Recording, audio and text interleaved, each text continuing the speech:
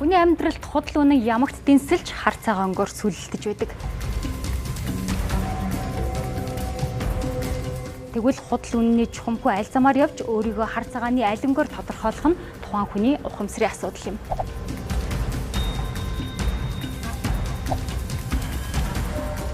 Аливаа хүн шудраг үннээр явж сайн сайхныг бүтээвэл буйны нь буцаад ирдэг. Үүний адил адын хүслээр үлдсэн аливаа муу бүхний үүлийн үрч мөн өөрт тусдаг жамтай. Орчлонгийн жамаас хинж зогтож чадахгүй. Хойч үедээ та бид ямар улс орон хүлээлгээ өгөх вэ? Энэ нь зөвхөн биднээс шалтгаална. Бид өнөөдөр шудраг байж чадвал ирээдүйн үе биднээр бахархах болно.